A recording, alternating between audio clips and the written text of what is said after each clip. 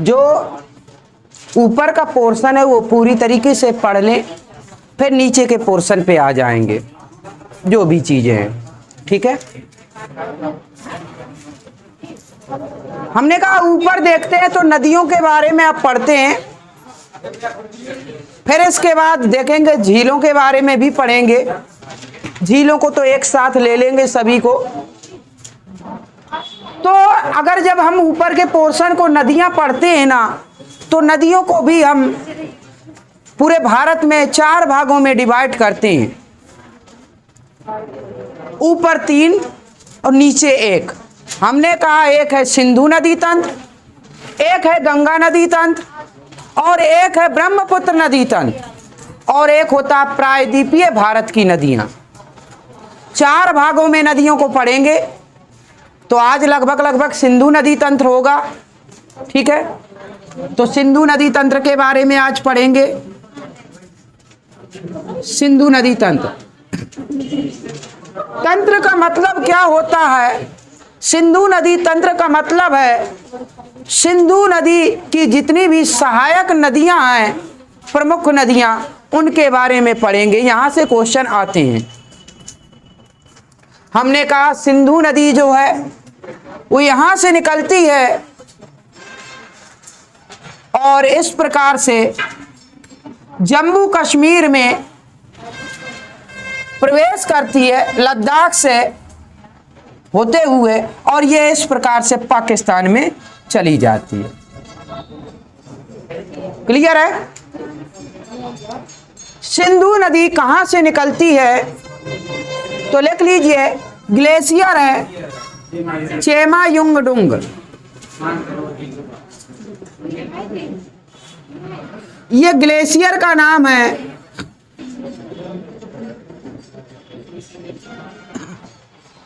Chemayungdung glacier, या कभी कभी अगर ऑप्शन में चेमायुंगडुंग नहीं मिलेगा तो सानो ख्वाब ग्लेशियर मिलेगा। क्लियर है? अगर ऑप्शन में चेमायुंगडुंग ग्लेशियर नहीं मिलेगा तो सानो ख्वाब ग्लेशियर मिलेगा। लिख लीजिए, कभी कभी ऐसे ये भी आ जाता है सानो ख्वाब। ठीक है, सानो ख्वाब ग्लेशियर। अगर ये ग्लेशियर नहीं मिलेंगे, पूछेगा कि सिंधु नदी कहां से निकलती है निम्नलिखित में से ऑप्शन के अकॉर्डिंग। अगर ग्लेशियर नहीं दिया होगा तो झील का नाम दिया होगा मानसरोवर झील से। क्लियर है? तो आपके आंसर हो जाते हैं 3 आंसर। मानसरोवर झील, ग्लेशियर की बात है तो चेमायुंगडुंग, अगर ये नहीं मिलेगा तो सानो ख्वाब मिलेगा। सबसे परफेक्ट चेमायुंगडुंग ग्लेशियर, इसके बाद ग्लेशियर सानो ख्वाब और इसके बाद मानसरोवर झील। मानसरोवर झील यही आसपास ही है। ये मानसरोवर झील है और ये घूमने लायक जगह है।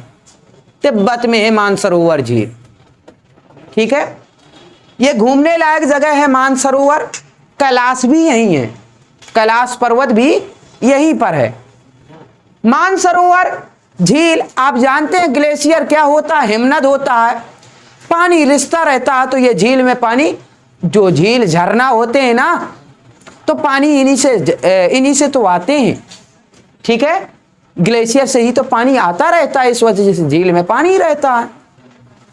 ठीक, तो ये या तो ये मिलेगा या तो चेमायुंगडुंग मिल जाएगा। क्लियर है बात?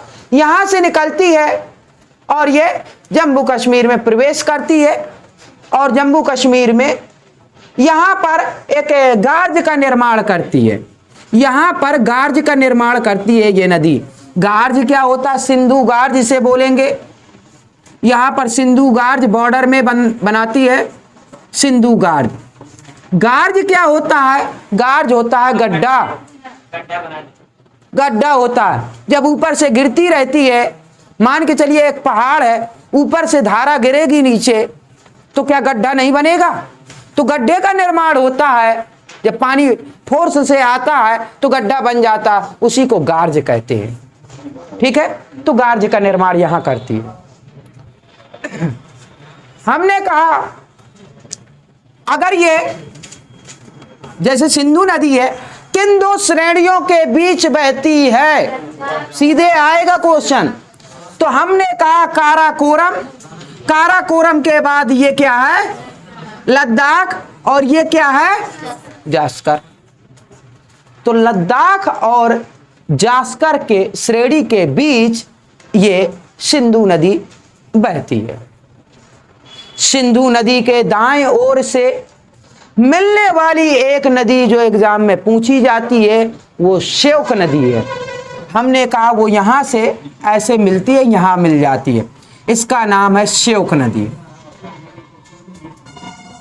दाईं ओर से मिलने वाली श्योक नदी है। मिलने को तो और भी नदियां हैं सिंधु की, जैसे काबुल हो गई, कुर्रम हो गई, ठीक है, काबुल, कुर्रम, ये सभी नदियां यहां से मिलती हैं सिंधु से। क्या चीज?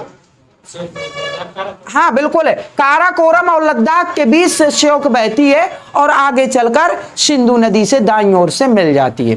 तो ये सिंधु नदी की सहायक है। हमने कहा ना ये तंत्र पढ़ा रहे हैं, सिंधु नदी तंत्र। इसमें जो सिंधु की सहायक नदियां हैं, सबसे बड़ी नदी सिंधु है और इसकी सब सहायक नदियां अभी और नीचे साइड है। जो भारत की नदियां हैं ना सिंधु नदी की, वो कितनी नदियां हैं? 5 पंचनद हैं इसकी सहायक, वो सभी देखते हैं।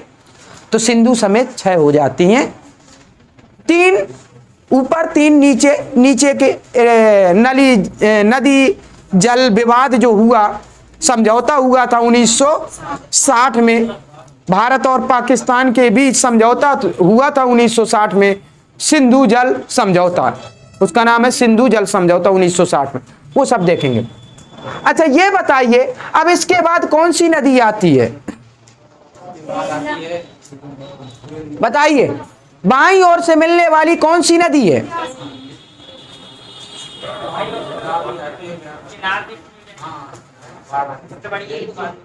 चिनाब मिलती है कि झेलम? तो ध्यान दीजिए, यहां से आती है, ठीक है। झेलम कहां से निकलती है? ठीक है, ये भारत का जो नक्शा है ना, ये नदी ऐसे बहती है और ये इस प्रकार से यहां आगे आ जाती है, ठीक है। ये है झेलम नदी, लिख लीजिए। झेलम नदी कहां से निकलती है? ये जो स्थान है बेरीनाग के समीप शेषनाग झील से निकलती है, लिख लीजिए। बेरीनाग के समीप शेषनाग से निकलती है ये नदी, कौन सी? झेलम। और ये जब झेलम, ये इस झेलम नदी पर ही, अच्छा तुलबुल परियोजना आ गई। झेलम नदी पर ही एक झील है जिसका नाम क्या है? वूलर झील का नाम सुना है? तो इसी में यहां पर वूलर झील है, ठीक है, इसी पे लिख लीजिए। एक वूलर झील है और वूलर झील किस लिए फेमस है? भारत की मीठे पानी की सबसे बड़ी झील मानी जाती है वूलर झील। भारत की सबसे बड़ी झील किस मामले में? मीठे पानी, ताजा पानी के मामले में, ठीक है। सबसे बड़ी झील नहीं है लेकिन मीठे पानी के मामले में सबसे बड़ी झील है, एग्जाम में बहुत पूछता है। और वो किसके? ये है झेलम नदी पर ही है। अच्छा एक शहर है या राजधानी कह दें, जम्मू कश्मीर की राजधानी श्रीनगर, यहीं पर श्रीनगर भी है, याद रखिए, लिख लीजिए, यहीं पर श्रीनगर भी है। क्लियर है? यहीं पर श्रीनगर भी स्थित है। इसके बाद ठीक है, ये बहती है और भारत के बॉर्डर में पहुंचती है। यहां पर कश्मीर घाटी है, ये याद रखिए, कश्मीर घाटी भी है यहां पर। और ये जब बहती है तो भारत के जो ये बॉर्डर है भारत पाकिस्तान का, ये नदी बॉर्डर ही बॉर्डर बहती है, बहुत दूर तक बॉर्डर में बहती है और फिर इसके बाद पाकिस्तान में चली जाती है। आपने देखा होगा बजरंगी भाईजान, एक मूवी देखी होगी, बजरंगी भाईजान के लास्ट सीन देखा क्या? लास्ट सीन में जो वो जाते हैं ना नदी से, वो यहीं का सीन है, याद रखिए। वो बॉर्डर में जो है, तो बॉर्डर पे बहती है, ये कौन सी नदी है? ये झेलम नदी है, ये याद रखिए, ये झेलम नदी है, ठीक है। इस तरफ पाकिस्तान, इस तरफ भारत, बॉर्डर में ही बह रही है ये, और बहुत दूर तक बहती है। यहां पर काफी दूर ऐसा है कि इसमें नौकायन भी होती है, नौकायन प्रतियोगिता हो सकती है इस नदी पर, ठीक है। और ये नदी विसर्पण करती है। अगर उत्तर में देखें कोई भी नदी विसर्पण नहीं करती है, और ये नदी विसर्पण करती है। विसर्पण जानते हैं? सर्प ऐसे चलता है ना, ऐसे सांप चलता है, तो ऐसे ही ये नदी विसर्पण करती है। क्यों? क्योंकि ये घाटी मिल जाती है, समतल मैदान मिल जाता है।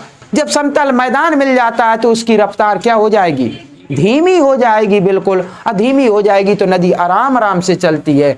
वहीं अगर ढाल मिलेगा तो तीव्र गति से जाएगी नदी, तब विसर्पण नहीं करेगी, वो तो एकदम से चलेगी, ठीक है। और ये विसर्पण करती है क्योंकि मैदानी क्षेत्र पे यहां पर बहती है। क्लियर है बात? इसकी खासियत है इस झेलम नदी की, ठीक।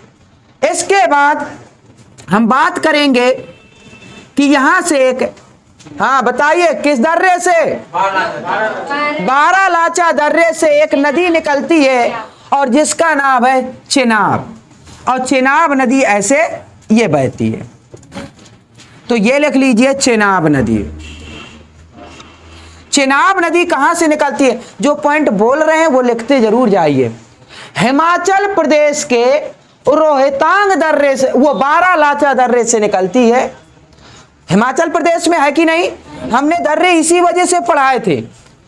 बारालाचा दर्रे से ये निकलती है, कौन सी? चेनाब नदी, ठीक है। यह भी कश्मीर में बहती है, जम्मू कश्मीर में, और फिर पाकिस्तान में चली जाती है। क्लियर है? ये कौन सी नदी? चेनाब नदी। इसके बाद एक नदी है जिसका नाम क्या है? ब्यास नदी है, और वो निकलती है रोहतांग दर्रे से। क्या एचपी में रोहतांग दर्रा है? तो देखिए, दो दर्रे हैं एचपी में, ये एक बारालाचा और एक रोहतांग। सिपकीला तो यहां पर है बॉर्डर पे, सिपकीला तो बॉर्डर पे है, कल हमने पढ़ाया था। अगर नहीं है पता, वीडियो देख सकते हैं, ठीक है, देख लीजिए, पिछली वीडियो देख लीजिए, अभ्यास के लिए हो जाएगा। बाकी रिवीजन तो कराएंगे अभी, ठीक है। तो ये है, आप लिख लीजिए यहीं पर, अगर नोट कर सकते हैं तो बारालाचा यहां पर लिख सकते हैं, इसे रोहतांग लिख सकते हैं, रोहतांग, इसी रोहतांग दर्रा। तो हिमाचल प्रदेश के रोहतांग दर्रा है, रोहतांग दर्रे के समीप से निकलती है ये नदी, और कह सकते हैं कि ब्यास कुंड से निकलती है। इसको कह देते हैं कि ये ब्यास कुंड से निकलती है, ब्यास नदी। अब ब्यास कुंड से निकलकर, और ये यहां पर पंजाब है ना, पंजाब में यहीं पर यहीं समाप्त हो जाती है। किससे मिलती है? सतलज से मिलती है। हमने कहा तो सतलज पहले देख लें, फिर और समझ में आ जाएगा ब्यास। हमने कहा सतलज भी यहां से निकलती है। सतलज कहां से निकलती है? हमने कहा सानो ख्वाब ग्लेशियर, बात आएगी तो सानो ख्वाब ग्लेशियर, और नहीं तो सबसे मेन चीज इसमें झील आती है।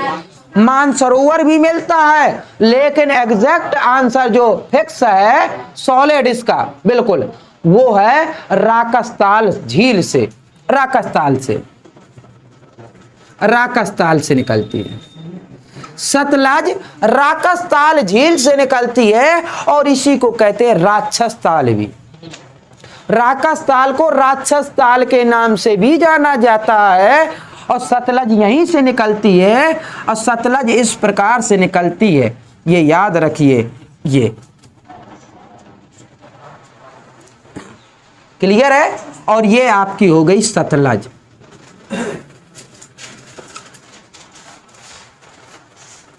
क्लियर है बात? सतलज कहां से निकलती? राक्षसताल झील यानी राक्षसताल झील से निकलती है। और ये यहां पर है सिपकीला दर्रा, है कि नहीं? तो ऐसा माना जाता है कि सतलज नदी पहले यहां से बहती रही होगी और उसने स्थान चेंज कर दिया। तो ये जो सिपकीला दर्रा है ना, ये इसी नदी का देन है। अब इसने अपनी राह बदल दी, तो जब बहती रही होगी नदी तो वहां दर्रे का निर्माण हो गया पहाड़ों के बीच से, और वो दर्रा कहलाने लगा क्या? सिपकीला दर्रा। सिपकीला दर्रे का प्रयोग हम मानसरोवर जाने के लिए या कैलाश जाने के लिए करते हैं, तिब्बत जाने के लिए या चीन जाने के लिए। यहां से क्लियर है बात? ठीक है, आगे बढ़ते हैं। ये सतलज नदी हो गई, सतलज नदी। और ये सतलज नदी की सभी सहायक नदियां हो गई। तो सबसे बड़ी नदी सिंधु नदी है, और सिंधु नदी की सबसे बड़ी सहायक नदी सतलज नदी है। हमने कहा पूर्ववर्ती नदी कौन सी है? तो पूर्ववर्ती नदी सिंधु नदी, दूसरी सतलज, तीसरी ब्रह्मपुत्र, और चौथी गंगा भी है, ये याद रखिए। चौथी गंगा का भी नाम आता है।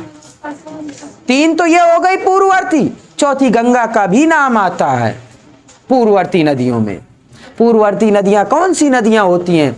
हमने कहा जो इस हिमालय से पहले भी बहती रही हो नदियां, वो पूर्ववर्ती नदियां कहलाती हैं। यानी उन्होंने मार्ग नहीं बदला, वो अपने ही मार्ग से चलती रही हो। कौन सी? अरे भाई, ये मार्ग थोड़ा होता है, थोड़ा सा डिस्टर्ब, इतनी धारा अगर यहां से वहां हो गई तो क्या मार्ग बदलना हुआ?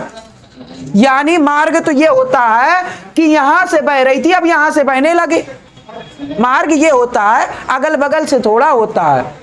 ठीक है, हम ऐसा मानते हो सकता है कि सिपकीला जो दर्रा है इसी की कोई सहायक नदी हो, कोई एक धारा बहती रही हो और वो बंद हो गई हो, वो उसको मतलब अब्जॉर्ब ना कर पाई हो। पता चले कि ये तो पहाड़ है ना, पूरा हिमालय है, बहती रही।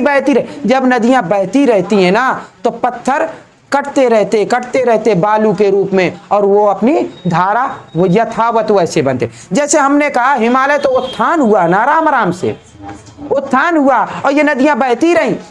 अब इसका हिमालय का उत्थान हो रहा, वो नदियां बहती रही तो पत्थर कटते रहे धीरे धीरे, तो वो जगह बनती रही और इसका उत्थान होता चला गया। क्लियर है? नदी अपना रास्ता नहीं बदली, और ये पूर्ववर्ती नदियां कहलाती हैं। एक सिंधु नदी, सतलज नदी, आपकी एक ब्रह्मपुत्र इस साइड आ जाएगी। क्लियर है बात? ठीक है, तो ये सतलज नदी है। तो सिंधु नदी की सबसे बड़ी सहायक नदी सतलज नदी है। याद रखिए, चेनाब मिलता है कहीं कहीं, चेनाब गलत है, सतलज ही है सबसे बड़ी नदी, सहायक नदी। क्लियर है बात? सतलज नदी आपके तिब्बत से निकलती है, यहाँ हिमाचल प्रदेश में प्रवेश करती है, फिर इसके बाद पंजाब के रास्ते से पाकिस्तान में चली जाती है। कोई प्रॉब्लम इसमें? हमने कहा पंजाब में ही ये जो ब्यास नदी निकली रोहतांग दर्रे से, ब्यास कुंड से, वो कहां पर मिल जाती है? हरिके बैराज में। यहां लिख लीजिए हरिके बैराज।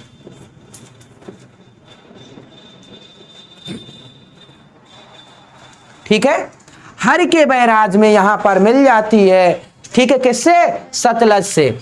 तो सिंधु नदी तंत्र की जो प्रमुख नदियों में से एक, ये जो पंच नदी है, इनमें से एकमात्र नदी ब्यास नदी है जो भारत से निकलती है और भारत में ही समाप्त हो जाती है। कौन सी है? ब्यास नदी। लिख लीजिए ब्यास नदी। क्वेश्चन सीधे सीधे पूछते हैं, ध्यान दीजिए। ब्यास नदी ऐसी नदी है जो देखिए भारत से निकली और भारत में ही समाप्त हो गई। ये पाकिस्तान नहीं गई, बाकी और सब पाकिस्तान में प्रवेश किए।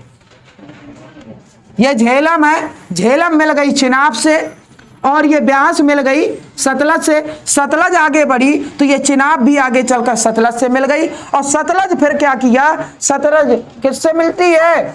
सिंधु से मिल जाती है, और इस प्रकार से सिंधु की सहायक नदियां ये सभी की सभियां हो जाती हैं, प्रत्यक्ष या अप्रत्यक्ष रूप से। हाँ, हर के बैराज है यहाँ पे, ठीक है। अच्छा, कहां पर मिलती है ये? यहां पर, ठीक है, ठीक है। तो ये इसका नाम है, जहां पर मिलते हैं उसका नाम है मिठान कोट।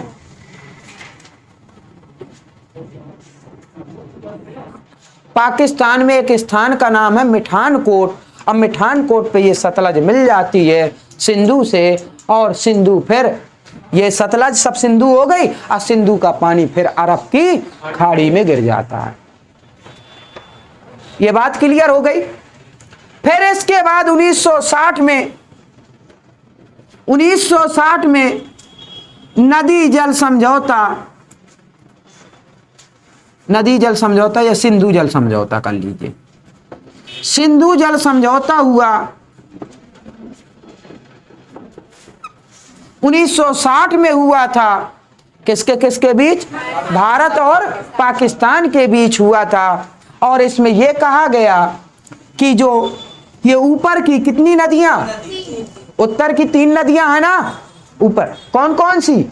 एक तो हो गई आपकी सिंधु, सिंधु की बाद झेलम, और झेलम के बाद चिनाब।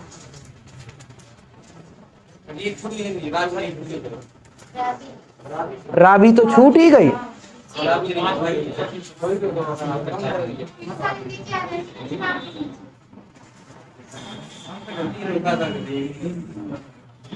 चलिए, एक रावी नदी बना लीजिए। यहां पर बात इसकी आ गई, तो एक अभी छूट गई है।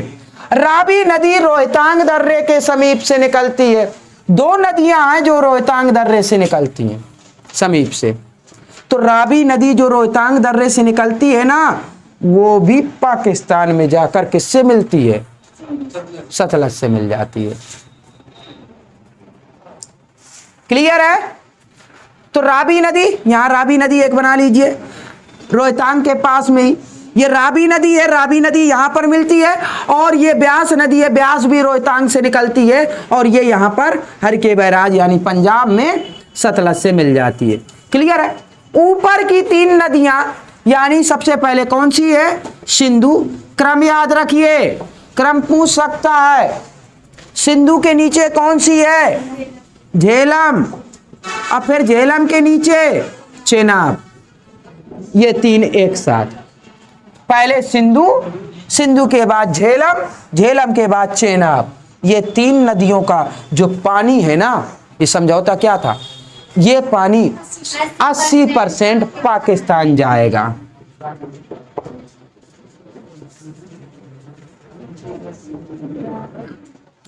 अस्सी % पानी जो है पाकिस्तान यूज करेगा, और 20% भारत यूज करेगा। 20% से ज्यादा नहीं कर पाएगा भारत। यह है समझौता। इसके बाद चेनाब के नीचे कौन सी है? रावी, रावी के बाद ब्यास, और ब्यास के बाद सतलज। ये 3 नदियों का 80% भारत यूज करेगा, तो 20% कौन? पाकिस्तान करेगा। ठीक है, तो नीचे की ये जो 3 नदियां सतलज, ब्यास और रावी, ये भारत 80% यूज करेगा, और फिर 20% पानी का यूज पाकिस्तान करेगा। लेकिन ऊपर की 3 नदियां जो है ना, वो कौन करेगा? 80% पाकिस्तान और 20% भारत करेगा। यही है सिंधु जल समझौता। क्या चीज? हाँ, पाकिस्तान का पूरा यहां से, और क्या, ये पूरा पानी तो पाकिस्तान जाता है। अगर ये पानी बंद कर देना तो पाकिस्तान तो वैसे तबाह हो जाए। जो जमीन है ना, अभी जो प्रॉब्लम हो गई थी ना, यहाँ डैम के डैम बनाने लगे थे कि पानी जाने ही नहीं देंगे। तो पानी अगर नहीं जाने देंगे, मान के चलिए कि यहाँ पर ऐसा डैम बना दिया जाए, ये बॉर्डर से लगाकर, कि पूरा पानी रोक लिया जाए। ठीक है, गर्मियों में पूरा पानी रोक लिया जाए, बिल्कुल ना जाने दिया जाए, तो यहाँ के और पानी को यहाँ से मोड़ दिया जाए, नहरों के माध्यम से यहाँ मोड़ सकते हैं ना, और यहाँ मोड़ के पूरे भारत में पानी आ सकता है। ठीक है, और जब बरसात का सीजन हो, जब बरसात ज्यादा पानी आ रहा हो तो इसे खोल दिया जाए पाकिस्तान के लिए किलो, तो यह भी हथियार का काम करता है। ठीक है, हाँ बिल्कुल, ज्यादा बाढ़ हो गया, ज्यादा बांध बहुत बड़ा है, अचानक खोल दीजिए, हथियार का काम। क्या बाहुबली मूवी देखी? बाहुबली सेकंड जो आई थी ना, उसमें यही चीज है ना, जब बांध तोड़ देते हैं तो पूरे के पूरे सैनिक समाप्त हो जाते हैं। तो ये चीजें इस प्रकार से प्रयोग कर सकते हैं इसका। और आप देखेंगे हड़प्पा और मोहनजोदड़ो, जो हड़प्पा संस्कृति थी ना, मोहनजोदड़ो, तो उसमें जो मेन चीज बाढ़ का रोल रहता है। अब मूवी में देखेंगे तो बाढ़ का रोल है कि नहीं? हाँ, मूवी बनी ना, कारण तो वही हुआ, बाढ़। भाई बाढ़ आ गई, पूरा का पूरा शहर तबाह हो गया। ठीक है, नहीं तो ये समझ लीजिए वहां की स्थिति ये थी, भारत सबसे श्रेष्ठ था उस समय। ये समझ लीजिए, नगर ऐसे बने थे जैसे आज के मुंबई और दिल्ली शहर, बंगलौर और मुंबई नाम लिए जाते हैं ना शहरों में, ऐसे उस समय मोहनजोदड़ो और हड़प्पा थे प्रमुख शहर, जिनकी डिजाइन वगैरह जो मकान की थी एक जैसी होती थी, बहुत ही काबिले तारीफ थी। नगर नियोजन जो पद्धति वगैरह थी ना, बहुत ही, ठीक है, काबिले तारीफ थी। तो वही चीज है। ठीक है, और फिर ये नदियां, जो भी संस्कृति होती है ना पुरानी, जो बसाई जाती है ना, जो गांव वगैरह होते हैं, वो पहले कहाँ बसते थे? नदियों के किनारे बसते थे। तो यहाँ नदियों का ढेर था, पानी की सुविधाएं थी, इस वजह से यहाँ पर ये पूरा हिस्सा ही तो है हड़प्पा संस्कृति का, यही तो पूरा हिस्सा ये नदियों का। यहाँ पर पंजाब बोलते हैं ना, पंजाब 5 नदियों का आप, यहाँ 5 नदियां बहती हैं। ऐसे नहीं, पंजाब में, पंजाब की भूमि को मतलब उपजाऊ माना गया है। पंजाब पूरे भारत में सबसे ज्यादा उपजाऊ भूमि वाला क्षेत्र है। अब पंजाब जब पाकिस्तान का बंटवारा हो गया ना, तो पंजाब का ज्यादातर हिस्सा पाकिस्तान में चला गया। ठीक है, और कुछ हिस्सा भारत में रह गया पंजाब, ज्यादातर हिस्सा यहाँ। तो उपजाऊ भूमि तो यहाँ पर है। क्यों है? क्योंकि ये सब नदियों का ये जो बहती है ना, पंजाब में बहती हैं। और जब पंजाब में बहती हैं और नदियां ही तो बहाकर लाती हैं जलोढ़ मृदा, और जलोढ़ मृदा सबसे उपजाऊ मृदा है, इस वजह से यहाँ की भूमि सबसे श्रेष्ठ है। ठीक है, चलिए ठीक है।